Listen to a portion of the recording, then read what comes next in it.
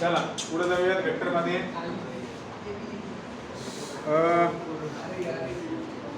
आपण काल types of vector बघितले. हा बोल ना का आता काल टाइप्स ऑफ वेक्टर बघितले. तू कनेक्ट करायचं राहिलं. तुला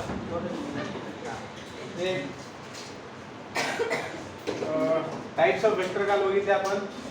ठीक आहे, पुढची हेडिंग द्या स्केलर मल्टिप्लिकेशन. ऍक्च्युली आपण आता इथे पुढे अल्जेब्रा ऑफ वेक्टर्स पाहणार आहोत. अल्जेब्रा ऑफ वेक्टर्स हे बेटा वाचली करते. अल्जेब्रा ऑफ वेक्टर्स पाहणार आहेत म्हणजे काय रे? कुठल्याही गोष्टीचा अल्जेब्रा म्हणजे काय? फॅन बंद कर. खूप खोचेल बेटा, फॅन बंद कर. हे तू केवढ्याच मोठे बोलतो रे. बंद कर फॅन, डायरेक्ट बंद कर. मोर द्या ना, गरम होतं तसंच बसायचं. बोलणाऱ्यांसाठी फॅनची गरज नसती, नालायकांसाठी. आजीवर भेटणार नाही फॅन, त्याच्यात मारा. लक्षात घ्या अल्जेब्रा ऑफ वेक्टर्स म्हणजे काय? कुठल्याही गोष्टीचं समजा तुम्ही सगळ्यात सुरुवातीला नॅचरल नंबर शिकले. अल्जेब्रा ऑफ नॅचरल नंबर म्हणजे काय? नॅचरल नंबरचे ऍडिशन, सबट्रॅक्शन, मल्टिप्लिकेशन, डिव्हिजन. तसं अल्जेब्रा ऑफ वेक्टर म्हणजे काय? वेक्टरचे ऍडिशन, सबट्रॅक्शन, मल्टिप्लिकेशन, डिव्हिजन म्हणजे अल्जेब्रा ऑफ वेक्टर्स. मग आता एखाद्या वेक्टरला जर एखाद्या नंबरनं मल्टिप्लाय केलं तर काय होतं? त्यालाच म्हणण्यात आलेले स्केलर मल्टिप्लिकेशन. मी काय म्हणतोय? Scalar multiplication. ज्यावेळेस ही अशी हेडिंग दिली ना स्केलर मल्टिप्लिकेशन, याचा अर्थ काय आहे? स्केलर मल्टिप्लिकेशन अर्थ काय आहे? Multiplying A vector by a scalar. याचा अर्थ काय? Multiplying A vector by scalar. तुम्हाला माहिती स्केलर म्हणजे एक नंबर असतो. मग समजा आपल्याकडे आहे एक scalar, let scalar be k and we have vector a bar. मग k न वेक्टर a बार ला जर मल्टिप्लाय केलं तर हे काय बनतं रे? k into magnitude of a bar into direction. या दोघांचं तुम्ही मल्टिप्लिकेशन करू शकता. कळतंय का? लक्षात येते का? आणि मग ते बनून जातं की म्हणजे जे आहे ते समजा ह्या नंबरने ह्याच्या मॅग्निट्यूडला मल्टिप्लाय करायचं. कळतंय? राहील लक्षात? मग यालाच म्हटलेलं multiplication by scalar to a vector. वेक्टरला कुठल्याही दिलेल्या वेक्टरला स्केलरने मल्टिप्लाय करणं. मग कुठल्याही नंबरने एखाद्या वेक्टरला मल्टिप्लाय करणं म्हणजे फक्त त्याच्या मॅग्निट्यूडला मल्टिप्लाय करायचं. बाकी डायरेक्शन त्याची जी आहे तीच राहते. राहील लक्षात? कळतंय? बरं. मग याच्यामध्ये जर तुम्ही बघितलं तर होऊ शकतं की तुमचा हा नंबर जो आहे तो 1 येईल, 0 असेल, त्यानंतर नेगेटिव्ह नंबर असेल तर त्यानुसार त्याच्यामध्ये चेंजेस होतील. जर नेगेटिव्ह नंबरनं मल्टिप्लाय केलं तर वेक्टरची डायरेक्शन अपोजिट होऊन जाईल. लक्षात येते का? वेक्टरची डायरेक्शन काय होते? अपोजिट होऊन जाते नेगेटिव्ह नंबरनं मल्टिप्लाय केलं. कळतंय? मग त्यामध्ये स्पेसिफिकेशन जर आपण बघितलं तर आपण रिझल्ट म्हणून लिहूया त्याला. रिझल्ट नंबर 1 लिहूया. Result 1 for any vector. बस कर रे भाऊ, बस कर. For any vector a bar. कुठल्याही a बार ह्या वेक्टर साठी for any vector a bar number 1 1 into a bar काय लिहितात रे? 1 into a bar minus 1 into a bar. Number 3 इकडेच लिहून टाकतो. 0 into a bar. Number 4 k into 0 bar. आता या गोष्टी खूप सिंपल आहेत पण माहिती असणं आवश्यक आहे. काय 1 म्हणजे एक नंबर आहे. 1 नी जर कुठल्याही वेक्टरला मल्टिप्लाय केलं तर तुम्हाला काय भेटणार आहे? तोच वेक्टर भेटेल. 0 -1 या नंबरने जर तुम्ही त्या वेक्टरला मल्टिप्लाय केलं तर तुम्हाला काय भेटणार आहे? मायनस ए बार म्हणजे दिलेल्या वेक्टरचा ऑपोजिट डायरेक्शन वाला वेक्टर भेटेल विथ सेम मॅग्निट्यूड. राहील लक्षात. झिरो हा नंबर आहे इथं बरं का. आपला जो झिरो आहे आर्यभट्टावाला, झिरोनं जर तुम्ही कुठल्या वेक्टरला मल्टिप्लाय केलं तर तुम्हाला काय भेटतं? झिरो वेक्टर भेटतं. इथं लक्षात ठेवा. तुम्ही ज्यावेळेस झिरो या नंबरने एखाद्या वेक्टरला मल्टिप्लाय करताय त्यावेळेस झिरोचं मल्टिप्लिकेशन या वेक्टरच्या मॅग्निट्यूड सोबत होणार म्हणजे मॅग्निट्यूड झिरो राहणार. But we have direction of A bar. वो डायरेक्शन को कहाँ भेजेंगे? तो डायरेक्शन को कहीं नहीं भेज सकते. तो हमें क्या मिलेगा यहाँ पर? जीरो बार ही मिलेगा. तो बहुत बार बच्चे ये गलती कर देते हैं कि जीरो से किसी वेक्टर को मल्टीप्लाई किया तो आंसर सिर्फ जीरो लिखते हैं, बार नहीं देते. मतलब उसको वो ठीक है, उसका डायरेक्शन जो भी रहेगा जीरो है वेक्टर होने पर, बट वो जीरो वेक्टर रहेगा. ठीक है. तो मैं यहाँ पर जानबूझ के ऐसा लिखता हूँ, जीरो वेक्टर लिख देता हूँ, तो आपको ये समझ में आएगा. ठीक है. अब किसी भी कांस्टेंट से, अब देखो हम एक्चुअली ए बार इस वेक्टर के लिए देख रहे हैं, लेकिन जानबूझ के हमने यहाँ पर जीरो वेक्टर भी लिया है कि किसी नंबर से, किसी स्केलर से अगर आप जीरो वेक्टर को मल्टीप्लाई करते हो तो आंसर क्या रहता है आपका? बताइए क्या रहेगा आंसर? क्या रहेगा? जीरो वेक्टर ही रहेगा ना, क्योंकि जीरो वेक्टर का मैग्नीट्यूड क्या है? जीरो है. के से जीरो को मल्टीप्लाई जीरो है और जो भी डायरेक्शन है उसके साथ में आ गया तो क्या आएगा आंसर? Zero bar. ठीक है. हाँ, दूसरा रिजल्ट है बेटा हमारे पास if a bar and b bar any two vectors and k and m are any scalars. आता बघा हा हे म्हणजे कसं आहे, कॉमन सेन्स वाला रिझल्ट आहे. हा रिझल्ट 2 जो आहे तो कॉमन सेन्स वाला आहे की बाबा तुम्ही कॉमन काढू शकतात का अशा पद्धतीचं. बघा तर तुमच्याकडे पहिले के ए बार प्लस एम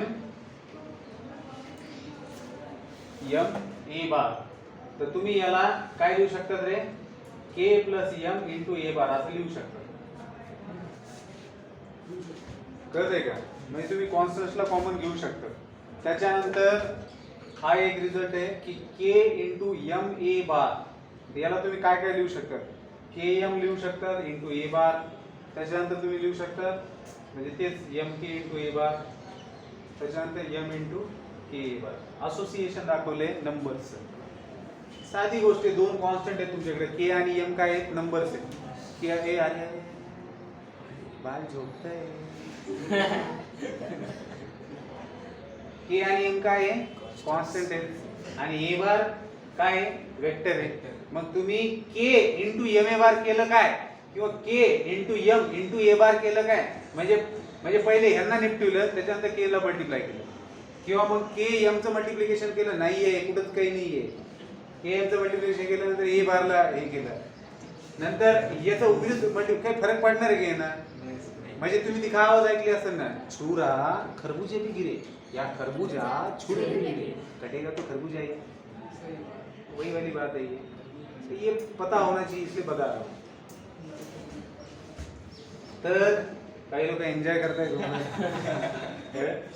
टच टूच झालं दुसऱ्याला काहीतरी सांगण्याचा प्रयत्न झालेला आहे.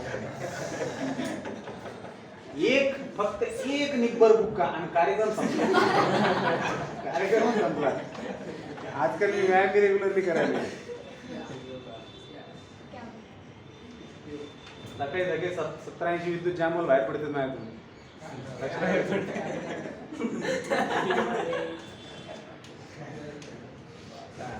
घाणेरड्या पद्धतीनं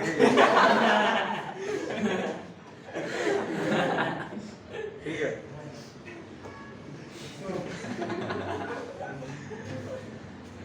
बघा बेटा दोन वेक्टर्स आहेत, दोघांना ब्रॅकेट मध्ये केनं मल्टिप्लाय केले.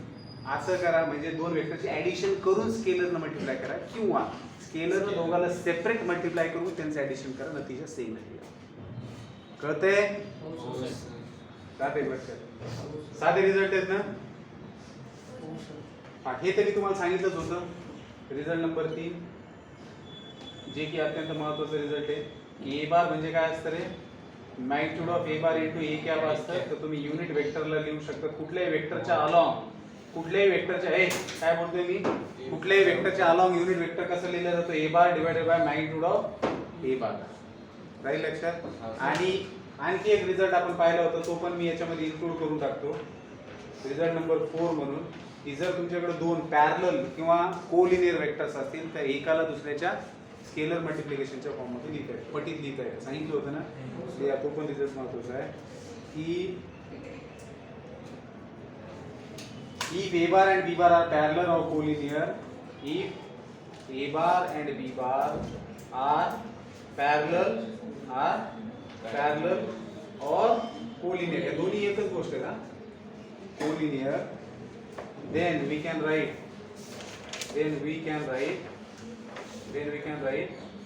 a bar is equals to lambda times b bar, where lambda का है, where lambda is non-zero scalar. Non-zero का बर घेतले रे? मग काय अर्थ राहील त्याला? त्याला काय अर्थ राहील का? कळते का? चला आता याच्यामध्ये पुढची गोष्ट जी आपल्याला पाहायची आहे ती आहे वेक्टर्स एडिशन. ठीक है, एडिशन ऑफ टू वेक्टर्स. दो वेक्टर का एडिशन करना है हमें, तो उसके लिए हमारे पास क्या है, एक है ट्रायंगल लॉ और दूसरा है पैरेललोग्राम लॉ. दोनों कौन कौन से बेसिकली पैरेललोग्राम लॉ जो है वो ट्रायंगल लॉ से ही ऑब्टेन होता है, मतलब ट्रायंगल लॉ ही मेन है. तो अगर मान लो आपके पास दो वेक्टर्स है, किस तरीके से वेक्टर्स है, ये मान लो ए बार है, ठीक है, जैसे यहाँ पर मैं दे देता हूँ इसका एरो हेड, और दूसरा वेक्टर है बी बार. ठीक है, अब पहला वेक्टर जहां पर खत्म हो रहा है, सॉरी मतलब जहां पर उसका हेड है वहां पर दूसरे का क्या है, टेल है. तो एक वेक्टर का हेड और दूसरे का टेल अगर मैच होता है और आपको अगर उनका एडिशन करना है, अगर मुझे उनका एडिशन करना है तो वेक्टर, इन दो वेक्टर्स का एडिशन होता है, ये पॉइंट और ये पॉइंट जोड़ देना. ठीक है, तो इसको कहा जाता है ए बार प्लस बी बार, और ये उसका डायरेक्शन होता है. अब यहाँ पर सबसे महत्वपूर्ण बात ये है कि यहाँ पर magnitude of A bar plus B bar अगर आप देखेंगे, मतलब इस वेक्टर का अगर मैं मैग्नीट्यूड लेता हूँ, हे मॉड आहे का रे? जर हे मॉड आहे तर मग सगळ्यांनी उठून हाणायचं मला. मॉड आहे का हे आहे मॅग्नीट्यूड साठी वापरलेलं साइन. ए बार प्लस बी बार काय आहे? मनुष्य. हो मनुष्य, काय लिहित असतो रे तू महत्वाच्या वेळेला? एक तास असं करून पाहतो नाही काय लिहिलं असतो. ए बार प्लस बी बार हा वेक्टर आहे. तुला काय झालं आता? उचला काय पूर्ण? बस काही घेऊन नाही आलं तिकडून. बस त्या हिशोबात बस, मला काही नाही. लहान पोरं ते तुम्ही पण एवढी काय?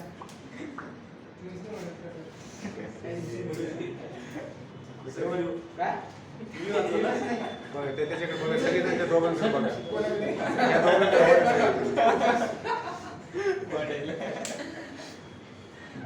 स्टार्टिंगचा गेल ना, मी काही बोलत नाही, फक्त बघतो कबल करतो. स्टार्टिंगचा गेल का नंतर फक्त बघतो. बरीच नाही.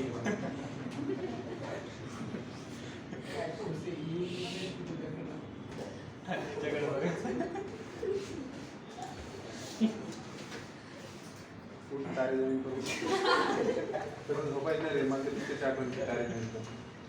असं काय झोपत राहतो? अरे मी असं इन जनरल बोलते. ए बार प्लस बी बार हा वेक्टर आहे, इथून इतकाच वेक्टर आहे. याची मॅग्निट्यूड मी हे बघा, ए बार आणि बी बार या दोन वेक्टरचं ऍडिशन याला रिझल्टंट म्हणतात. आपल्या जनरल भाषेत ऍड करणं म्हणजे दोन गोष्टीला मिळवणं, मॅग्निट्यूड मध्ये सुद्धा मिळवणं असं आपल्याला वाटतं. पण वेक्टरच्या बाबतीमध्ये जो ऍडिशन असते दोन वेक्टरची, त्या जो नतीजा येणार आहे त्याला आपण रिझल्टंट म्हणतो, कारण त्याच्यामध्ये डायरेक्शन इन्व्हॉल्व असते. मॅग्निट्यूडला तिथे महत्व नसतं. तिथे आपण शॉर्टेस्ट वे फाइंड आउट करत असतो की एका जागेवरून दुसऱ्या जागेवर वस्तू तुमची पोहोचली तर कमीत कमी किती डिस्टन्स त्यानं कव्हर केलं, त्यासाठी डायरेक्शन महत्वाची असते. एक माकडी इथून पळालं, इथून तिथं पळालं, इथून शेवटपर्यंत किती पळालं, तर ती वेक्टर ऍडिशन, त्याच्यामध्ये डायरेक्शन इम्पॉर्टंट. म्हणून magnitude of A bar plus B bar जैसे मैं लिखते तब मैं बात कर रहा हूँ इस वेक्टर की. वजह उसको वजह total A bar plus B bar ची मैग्नीट्यूड. यार अरे गप ना बाबा, एका तापलेला काय म्हणतो पेनच ती वाजत बसले, थोडी नवी झाले. हे इक्वल आहे का रे? हे पहा असं धड दिसले, धड समजा ह्याला जर सरळ केलं त्याच्यापेक्षा मोठं आहे की नाही, म्हणजे मॅग्निट्यूड मध्ये सेम आहे का? नाही. म्हणून पहिल्याची मॅग्निट्यूड आणि दुसऱ्याच्या मॅग्निट्यूड जर बेरीज केली तर ती हा जो रिझल्ट आला त्याच्या मॅग्निट्यूडच्या बरोबर राहणार नाही. म्हणून वेक्टर ऍडिशन मध्ये कधी लक्षात ठेवा, दोन वेक्टरचा मॅग्निट्यूड हा दोन वेक्टरच्या मॅग्निट्यूडचे ऍडिशन हा कधी त्याचा रिझल्टंट येत नसतो. एखाद्या सिच्युएशन मध्ये येऊ पण शकतो, तसं नाही म्हणत की नाही येणार, पण इन जनरल मध्ये तुम्ही 2 + 2 जसं 4 करतात, 2 + 2 जसं 4 करतात तसं होतं का ते? मॅग्निट्यूड पूर्णपणे ऍड होईल याची गॅरंटी नाहीये, डायरेक्शन महत्वाची असते. कळतंय का? मग जर ही एक सिच्युएशन झाली, मग इथं ट्रायंगल फॉर्म झाला ना ऍडिशन करताना, म्हणून triangle law of vector addition म्हटले. कळते? मग आता समजून घ्या, तुमच्याकडे दोन वेक्टर्स असे जोडले गेलेले आहेत. कसे? म्हणजे एकमेकाचे शब्द एकमेकाला आहेत. हो, समजा हा ए बार आहे, हा बी बार आहे, हा एकमेकाचे शब्द एकमेकाला जोडलेले आहेत. मग अशा वेळेस काय करणार? पॅरलली मूव्ह करणार. करा थ्री वेक्टर्स असतं ते, तर याला काय करणार, इथं येऊन मूव्ह करा, म्हणजे हे काय होईल, हे पण बी बारच आहे त्याच्या बरोबरीचं, बरोबर आहे. आणि मग काय झालं, याची हेड आणि ह्याची टेल मॅच झाली, म्हणजे रिझल्टंट काय झाला, हा अगेन ए बार प्लस बी बार. लक्षात येते? तुम्ही जर हेच बघितलं, ह्याला पण इकडे मूव्ह केलं तरी पण रिझल्टंट तोच भेटतो. बघा इकडून असं गेलेलं आहे, ह्याचा हेड आणि ह्याची टेल मिळलेली आणि रिझल्टंट हा झाला. आता जर तुमच्याकडे फ्री वेक्टर्स असतील तर वेक्टर्स कुठेही कसे दिलेले असले तुम्ही त्यांचे ऍडिशन करू शकता. समजा इथे एक वेक्टर ए बार आहे आणि इकडे वेक्टर दिलेला आहे बी बार, असे लांब लांब आहे, ते फरक पडेल घ्यायचं नाही. तुम्ही याला उचलून असं करून इथं आणून ठेवा, कळतंय का, आणि त्याचे ऍडिशन करा. नाही ते याला उचलून इथं आणून ठेवा, असं फ्री वेक्टर प्लेन मध्ये कुठे बी दिले त्याचा काही फरक पडतो वेक्टर ऍडिशन मध्ये? आपल्याला फक्त हेड आणि टेल आणून मिसळायचे आणि तिथून ट्रायंगल वापरायचं. मग पॅरलोग्राम लॉ साधारणतः कधी वापरते? इथं पॅरलोग्राम फॉर्म होतं ना, म्हणून म्हटलेले बाबा पॅरलोग्राम लॉ. पण बेसिकली काय आहे, ऍडिशन ट्रायंगल लॉच आहे. ट्रायंगल लॉ क्लिअर कट कसा करतो आपल्याला, एखादं इथं संपलं, इथं हेड आले, तिथून टेल दुसरे स्टार्ट झाले, लगेच सुरू करतो. पॅरलोग्राम मध्ये काय होतं, दोघांचे टेल पासून निघाले, म्हणजे को इनिशियल वेक्टर्स असतात साधारणतः. कळतंय का? को इनिशियल वेक्टर असतं, एकाच पॉईंट मधून दोन्ही वेक्टर दोन दिशेला गेलेले असतात, त्यावेळेस पॅरलोग्राम लॉ. आणि एक असतो पॉलिगॉनल लॉ ऑफ वेक्टर ऍडिशन. पॉलिगॉनल म्हणजे काय, ज्याच्यामध्ये अनेक वेक्टर्स आलेले, एकाचं हेड दुसऱ्या टेलला, परत त्याच्या हेडला तिसऱ्याची टेल, परत तिसऱ्याच्या हेडला चौथीची टेल, असं टेल टूल टालटूल करत जायचं. समजा हे असं इथे एक वेक्टर, पुन्हा हे असं एक वेक्टर, पुन्हा हे असं एक वेक्टर, पुन्हा हे असं एक वेक्टर, असं असे किती वेक्टर झाले, ए बार, बी बार, सी बार, डी बार, ई बार, हे वेक्टर झाले. नंतर घरी गेलो वाजू बेटा,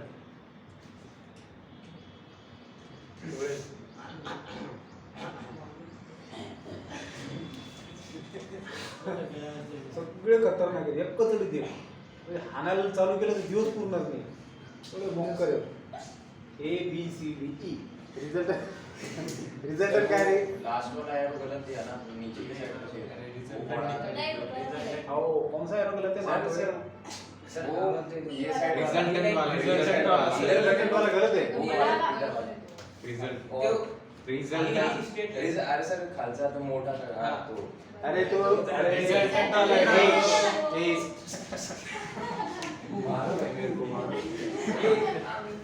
इधर आ इधर, ए स्वीट पोटॅटो, अरे हा रिझल्ट भेटे रे, एरो गलत दिया म्हणजे किती गडबड आहे त्याला. A bar plus B bar plus C bar plus D bar plus E bar आहे, कळतंय का? आणि मग याला म्हटले polygon law of vector addition. Polygon law, एक दोन पेक्षा जास्त वेक्टर्स आहेत, म्हणजे ट्रायंगल कसं तयार होतं, ट्रायंगल नहीं तयार होतं, पॉली मेनी गोन on in side many vector जुड़ रहे हैं, एक तरीके से मेनी साइड जुड़ रही है, पॉलीगॉन लॉ होगा. लेकिन बेसिकली है क्या, वो ट्रायंगल ही है. क्यों? देखिए हमें पता है कि दो वेक्टर का एडिशन क्या होता है, ट्रायंगल से होता है. ये देखो इसका हेड इसकी टेल, तो इसका रिजल्टेंट क्या है, ये आया. अब ये जो इसका रिजल्टेंट है वो क्या है, ए बार प्लस बी बार है. अब ए बार प्लस बी बार और सी बार, इनका रिजल्टेंट क्या होगा, ये A bar plus B bar plus C bar. फिर A bar plus B bar plus C bar और ये डी बार, इनका रिजल्टेंट क्या होगा, ये A bar plus B bar plus C bar plus D bar. और फिर ये वेक्टर और ये इसका रिजल्टेंट क्या है, तो ये वेक्टर है जो कि A bar plus B bar plus C bar है. तो इसको क्या बोला हुआ है, polygon law of vector. Basically है ट्रायंगल लॉ, इसका सारा ट्रायंगल लॉ. और जैसे एडिशन ऑफ वेक्टर होता है तो अगर ऑपोजिट वेक्टर है तो सब्ट्रैक्शन कर देना, उसमें कोई बहुत बड़ी बात नहीं है. ठीक है. तो प्रॉपर्टीज ऑफ वेक्टर एडिशन में याद रखेंगे कि वेक्टर एडिशन जो होता है वो कॉम्यूटेटिव होता है, और वेक्टर एडिशन एसोसिएटिव भी होता है। तो वेक्टर एडिशन इज कॉम्यूटेटिव, ये बताने के लिए इतना काफ़ी है कि अगर मेरे पास ए बार प्लस बी बार है तो ये बराबर है किसके, बी बार प्लस ए बार से। और एसोसिएशन बताने के लिए A bar plus B bar plus C bar, तो जैसे मैंने इन दोनों का एडिशन करके फिर इसको ऐड किया है, तो इसकी जगह अगर मैं ए बार प्लस बी बार करता हूँ और उसमें सी बार ऐड कर देता हूँ तो उससे कोई फर्क नहीं पड़ेगा। So this represents that vector addition is commutative and this represents that vector addition is associative। ठीक है, तो ये था बेटा खेल, जो बेसिक खेल था, जो बिल्कुल सबको पता होना चाहिए। अब यहाँ से आगे असली सिलेबस स्टार्ट होता है। हाँ? क्या और भाई इसके बाद ना बेटा, आगे की बात ही नहीं करनी मैंने बात ही ना करनी आगे की।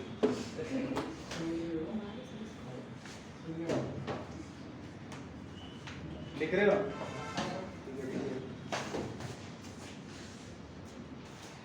हाँ चला, तर हे होते एका वाक्यात आन्सर होमवर्कच्या प्रश्नाला।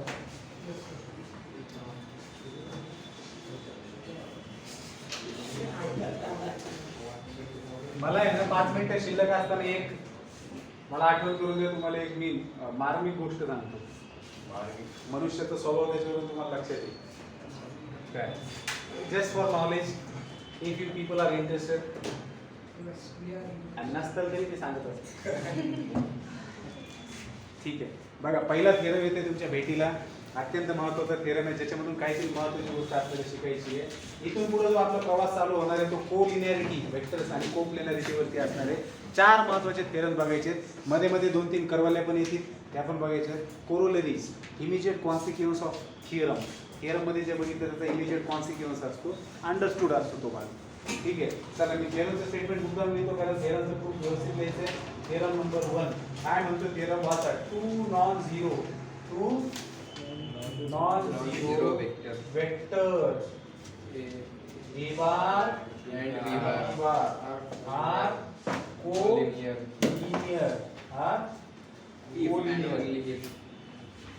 are co-linear if and only if ला I F सुद्धा लिहिलेलं असतं, if and only if there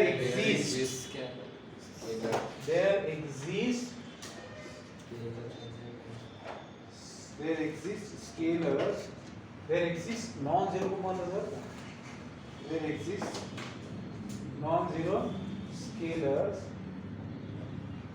m and n, at least one of them is non-zero, at least। पुढं आणखी या कंडिशन वरती त्यांनी हे केलेलं आहे, नॉन झिरो लिहिले तर सत्य लिहायची गरज नाही, एक्झिस्ट एक केलं नॉन झिरो म्हणा, नाही तर exist scalars m and n, at least हेच बरोबर आहे, at least one of them is non-zero such that m bar plus n b bar is equals to 0 vector। बघा याच्यातून आपल्याला काय करायचं आहे, आता हे पुस्तकामध्ये प्रूफ दिलेले बघायचं। ज्यावेळेस इफ अँड ओनली इफ दिलेलं असतं, ओनली इफ पार्ट असतो आणि इफ पार्ट, 2 भागामध्ये त्याचं प्रूफ असतं। ज्या वेळेस इफ अँड ओनली इफ येईल, हे बघा एक असतो सिंपल थिअरम ज्याच्यामध्ये if this happens then this is going to be happen, कळतं का? मग त्याच्यामध्ये इफ आणि देनच्या मधला जो असतो तो अँटीसिडंट असतो, जो आपल्याला कन्सिडर करायचा असतो, आणि देन नंतरचा कॉन्सिक्वेंट असतो जो आपल्याला प्रूव्ह करायचा असतो। पण इफ अँड ओनली इफ मध्ये काय असतं, एकदा इफ अँड ओनली इफ मध्ये काय असतं, एकदा दिलेलं असतं ते घ्यायचं असतं, काहीतरी प्रूव्ह करायचं असतं, पुन्हा जे प्रूव्ह केले त्याला गिव्हन कन्सिडर करायचं असतं आणि प्रूव्ह करायचं असतं, म्हणजे दोन्ही साईडनं प्रूव्ह करावं लागतं, कॉन्व्हर्सली वाला पार्ट असतो, कळतंय? हां, मग त्याला काय म्हणतात ते only if part. Only if part काय करायचंय, ओनली इफ पार्ट प्रूव्ह करणं म्हणजे कोणता पार्ट प्रूव्ह करणं, तर बघा 2 नॉन झिरो वेक्टर्स आहेत तुमच्याकडे ए आणि बी, ते कोलिनियर असतील, कधी जर ते कोलिनियर असतील, तर आपल्याजवळ 2 स्केलर्स अवेलेबल असतील ज्यातलं कमीत कमी एक झिरो नाहीये, की ज्यांचं लिनियर कॉम्बिनेशन झिरो वेक्टर आहे। आता काय सांगितले ते समजून घ्या, काय सांगितले समजून घ्या। जर आपल्याकडे दोन कोलिनियर वेक्टर्स आहेत, जर आपल्याकडे दोन कोलिनियर वेक्टर्स आहेत, तर तुम्ही त्यांचं लिनियर कॉम्बिनेशन म्हणजे काय रे? लिनियर कॉम्बिनेशन म्हणजे काय? काही स्केलर घ्या, कोणते रिअल नंबर घ्या, एकाने एका वेक्टरला मल्टिप्लाय करा, दुसऱ्याने दुसऱ्याला त्यांचं ऍडिशन करा, सबट्रॅक्शन करा, ते झिरो वेक्टर. जर ते कोलिनियर असतात, काय सांगतोय मी? जर दोन वेक्टर्स कोलिनियर असतील तर त्यांचं लिनियर कॉम्बिनेशन काय येणार आहे? झिरो वेक्टर येणार आहे. क्वेश्चन सॉल्व्ह करताना महत्वाचं बरं काय. मग आता तुम्ही आता हे तुम्हाला कळलं का रे? हो नाही. सर. म्हणजे तुम्हाला फक्त एवढं म्हणजे बाबा असं कळलं बाबा सर, चला अशी कंडीशन है का अगर दो वेक्टर्स कोलिनियर है तो उनका लीनियर कॉम्बिनेशन जीरो वेक्टर आता है. लीनियर कॉम्बिनेशन का मतलब समझ गए ना?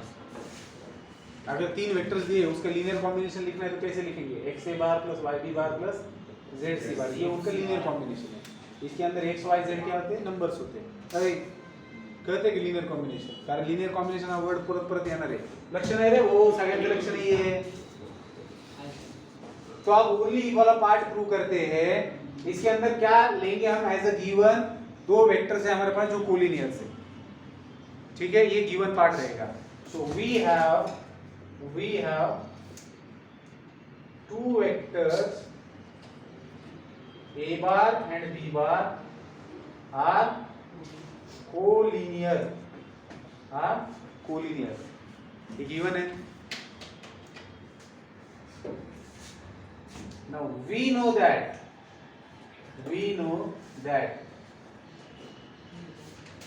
if two vectors are collinear,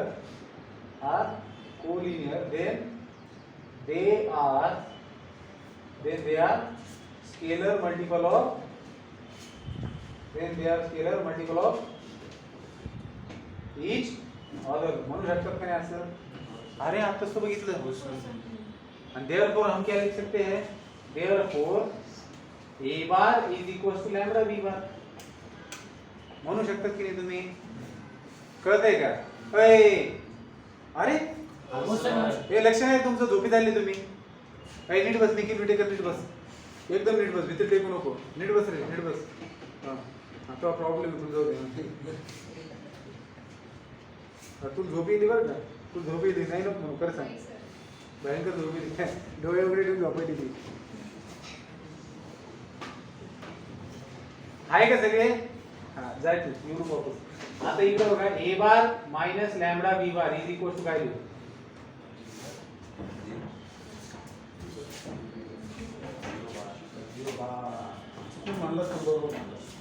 एक लक्षात घ्या, मला सांगा, ह्याला जर मी इकडे घेऊन आलो तर हा वेक्टर आहे ना रे, मग इथं काय उडायला पाहिजे? झिरो बार उडायला पाहिजे ना, कारण याला तुम्ही असं लिहू शकत नाहीत का? झिरो बार ही ऍडिटिव्ह आयडेंटिटी असते वेक्टर साठी, लक्षात ठेवा. मग याला जर मी इकडे आणलं तर चुकून झिरो लिहायचं नाही, काय लिहिणार? लक्षात येते का? मग हियर दॅट इज, आपण यालाच कसं लिहू शकतो? That is M A bar plus N B bar is equal to zero bar लिहू शकतो नाही? where m is nothing but 1 आणि n is nothing but minus lambda. अरे झालं ना तू? जर दोन वेक्टर्स कोलिनियर असतील तर लिहिलं ना आपण त्यांचं लिनियर कॉम्बिनेशन झिरो वेक्टर. कळतंय का? लक्षात येते का? किती सिंपल प्रूफ आहे. जर दोन वेक्टर्स कोलिनियर आहेत, एकाला दुसऱ्याच्या स्केलर मल्टिप्लिकेशनच्या फॉर्म मध्ये लिहिलं, त्याला लेफ्टला आणलं तर इकडे झिरो वेक्टर उरलं. म्हणजेच तुम्ही इथं याचा कोएफिशिएंट काही नाही म्हणजे 1 आहे, त्याला तुम्ही m मानलं. याला तुम्ही काय लिहिलं? दॅट इज करून m a bar plus n b bar is equal to 0 bar. याला तुम्ही असं लिहिताय ना. जर तुम्ही याला असं लिहिताय त्याचा अर्थ काय? m ची व्हॅल्यू 1 असायला पाहिजे आणि n ची व्हॅल्यू मायनस लॅम्बडा असायला पाहिजे. कळतंय का? लक्षात येते का? मग आता उलट, आणि ह्याला काय म्हणतात? Linear combination. आता उलट इफ पार्ट किंवा तुम्ही कॉन्व्हर्सली पण म्हणू शकता का? कॉन्व्हर्सली पण म्हणू शकता. उलट्यामध्ये काय घेणार रे? हे दिलेले, काय दिलेले? we have what we have? ma bar plus nb bar is equal to 0 bar. M A bar plus m b bar is equal to 0 bar हे आपल्याकडे आहे where at least one of them is non zero m किंवा n पैकी एक zero नसणार आहे बरोबर आहे म्हणजे काय ना हे माहित बघ आता M is not equal to 0 कळतंय का अरे दिलंय नाही तर ढळ there exist scalars M N N at least one of them is non zero such that this if and only मध्ये काय असतं दुसरा जो पार्ट आहे त्याला आता गिवन कन्सिडर करणार समजा समजा समजा समजा आपल्याकडे काय m A bar plus N B bar is equal to 0 bar आहे त्याच्यामध्ये एम किंवा एन पैकी एक 0 नसणार आहे कळतंय का मग आपण म्हटलं समजा एम 0 नाहीये मग आता काय प्रूव्ह करावं लागेल सुपेकर काय A bar equals to lambda खोस आहे सर एम 0 नाही बरं सांग म्हणलं तर काय पण सांगतो आता हे काय पण बोलतो बाग वाज मास्टर सर किती N B vector non zero sir N B vector collinear आहे ते हा अरे तुम्ही अशी कशी तुम्ही नवीन जॉमेट्री शिकले नाही काय झालं मीच प्रत्येक ठिकाणी थोडी येऊ शकतो शिकवायला अरे नवी मध्ये जॉमेट्री मध्ये इफ अँड ओनली इफ वाला स्टेटमेंट नाही पाहिलं तुम्ही काय अरे जर एखादी गोष्ट घडत असेल तर असं असं झालेलं आहे मग हे घडतंय हे तुम्ही गिवन घेतलं हे प्रूव्ह केलं जे दिलेलं आहे त्याला कॉर्नरस्ली म्हणून परत घ्यायचं आणि इकडचं प्रूव्ह करायचं मग आपण काय केलं सेकंड हाफ पार्ट जो आहे सेकंड पार्ट आहे तो कन्सिडर केला की बाबा आपल्याकडे काय आहे m A bar plus N B bar is equal to 0 bar आहे आणि एम किंवा एन पैकी कोणतरी एक 0 नाहीये म्हणून आपण एक घेतलं हो जे म्हणतो हेच प्रूव्ह करायचं अरे दिले ना भाऊ at least one of M and N is non zero दिलेलं आहे त्यांनी मग तुमच्याकडे काय आहे रे Narwade M A bar plus N B bar is equal to 0 bar where M is not equal to 0 हे जर दिलेलं असेल तर आपण काय प्रूव्ह करणार की बाबा ए बार आणि बी बार काय कोलिनियर आहे पहिले आपण ए बार आणि बी बार कोलिनियर आहेत असं घेतलं अझम्पशन केलं हा चला बाबा ए बार बी बार कोलिनियर आहेत आणि आपण प्रूव्ह केलं की त्यांचं लिनियर कॉम्बिनेशन 0 वेक्टर येते म्हणजे हा याला लिनियर कॉम्बिनेशन म्हणतात त्याच्यात मल्टिप्लिकेशन डिव्हिजन नाही ना का लिनियर कॉम्बिनेशन लिनियर कॉम्बिनेशनचा अर्थ काय असतो लिनियर सरळ नाही मल्टिप्लिकेशन डिव्हिजनचा काय संबंध आहे लिनियर म्हणजे लाईनच्या इक्वेशनला रिप्रेझेंट करत असं बाबा एका डिग्रीवर मल्टीप्लिकेशन डिवीजन का बरं वाटलं तुला ते लीनियर का मतलब क्या है जितने भी वेक्टर्स है उनको कांस्टेंट से मल्टीप्लाई कर दो ऐड कर दो अब वो कांस्टेंट अगर नेगेटिव है तो उसके अंदर कोई सब्ट्रैक्शन भी हो सकता है हाँ बेटा करो बातें करते नहीं सर उसके बारे में चर्चा हाँ मत करो लक्षात येते का काय बाबा आपण इथंच आहेत आणखी का स्टेटमेंट जे थेरमचं दिलेले त्यातला पहिला आपण सेकंड हाफ असतो ना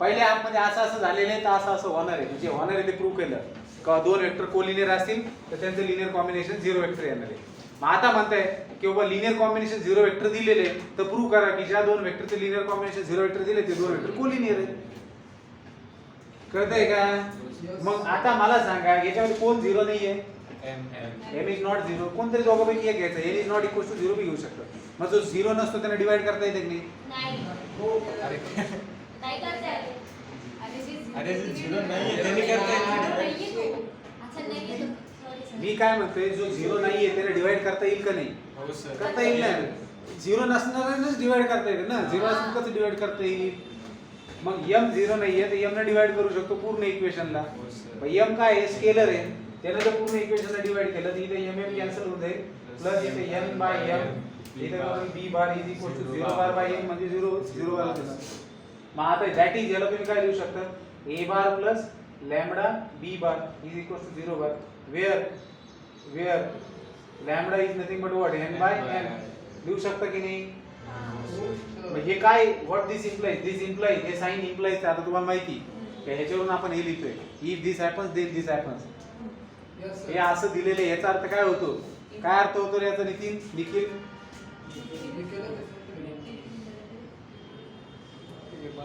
अरे जर a bar is equal to a bar plus lambda b bar is equal to 0 bar आहे त्याचा अर्थ काय होतो बोल साऊंड व्यवस्थित पण येऊ दे, व्हायब्रेट करत सर. ए बार आणि बी बार हे दोघं कोलिनियर असायला पाहिजेत, कारण त्यांचं स्केलर स्केलर कळतंय का? एक लक्षात घ्या, A bar is equal to lambda B bar म्हणजेच काय, A bar plus lambda B bar is equal to 0. यात काही फरक पडत नाही निगेटिव्ह पॉझिटिव्ह. कळतंय का? कारण तो एक नंबर आहे. हा, what this implies that a bar and b bar are collinear.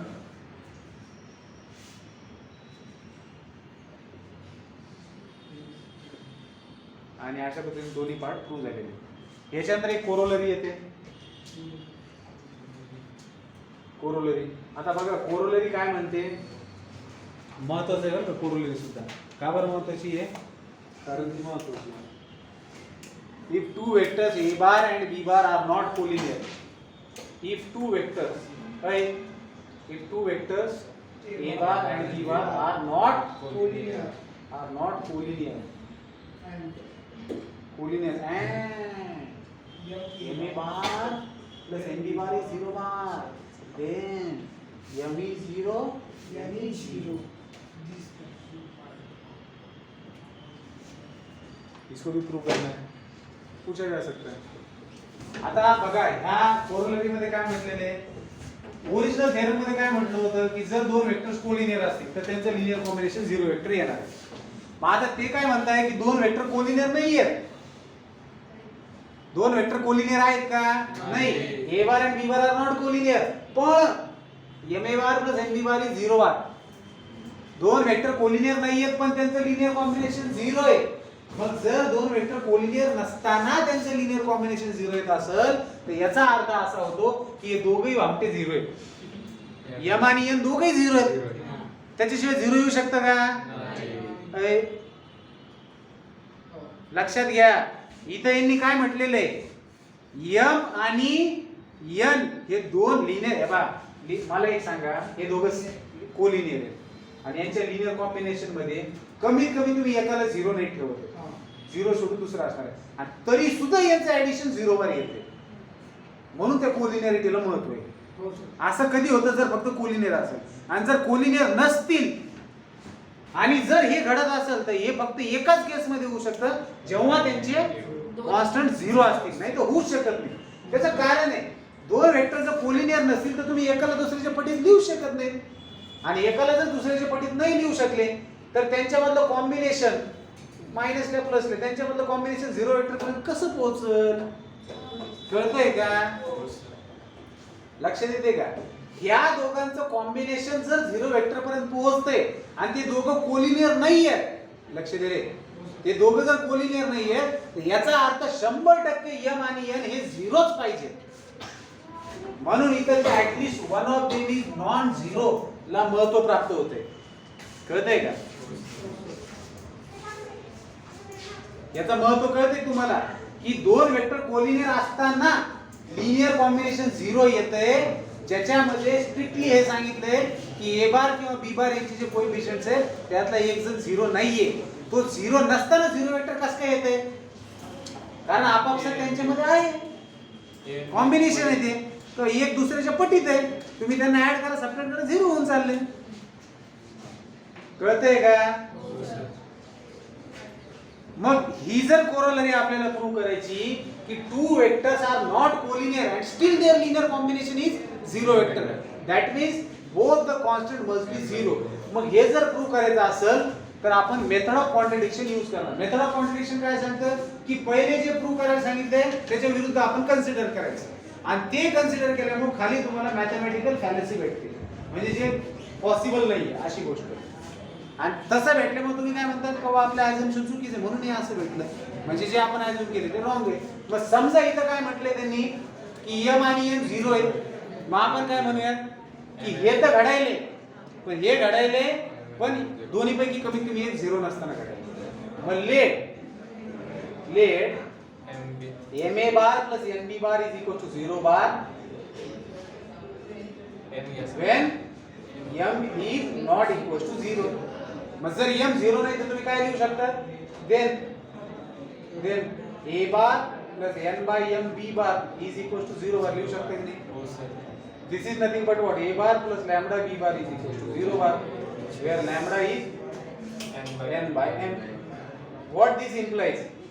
This implies that A bar and B bar are collinear. But it is given that A bar and B bar are not पण हे दिलेले आहे काय की A bar and B bar are not collinear. मग A bar and B bar collinear न दिलेला असताना आपल्याला हे का भेटते कारण आपण चुकीचं अझम्पशन केलं कोणतं m is not equal to 0 but A bar and B bar are not collinear. Therefore, m equals to 0. Or But contradiction is wrong. this is happened due to wrong W organization, due to wrong assumption that m is not equal to 0 and therefore m is equal to 0. Similarly we can prove for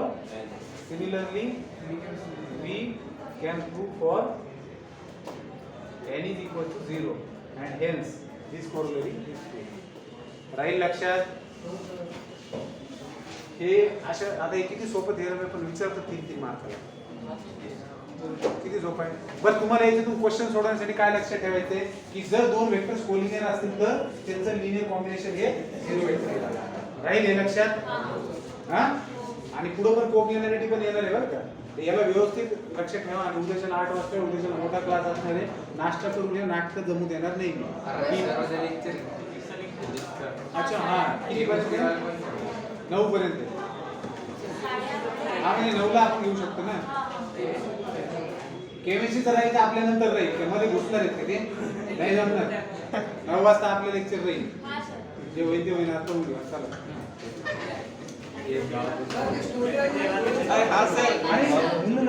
लवकर आले ते. आपण आपला करूया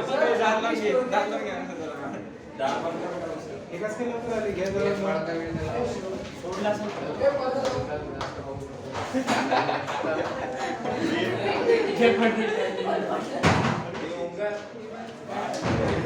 बरं झालं. Second corollary बघा. अरे नाही फोटो काढले नाटकाला करू हे लक्षात घ्या. सेकंड कोरोलरी संपूयात म्हणजे आपलं काम होऊन जातं. कोलिनॅरिटी संपतं मला डायरेक्ट कोप्लिनॅरिटी स्टार्ट करतो. कोलिनॅरिटी संपून जाते मग कोप्लिनर वेक्टर स्टार्ट करते. हे लक्षात घ्या रे. If two vectors are not collinear हे सिंपल आहे याच्यामध्ये प्रूव्ह करायची गरज नाही. हे फक्त कसं तुम्हाला क्वेश्चन विचारलं तर सेकंड कोरोलरी म्हणजे याचाच अझम्पशन आहे. सेकंड हे बघा इफ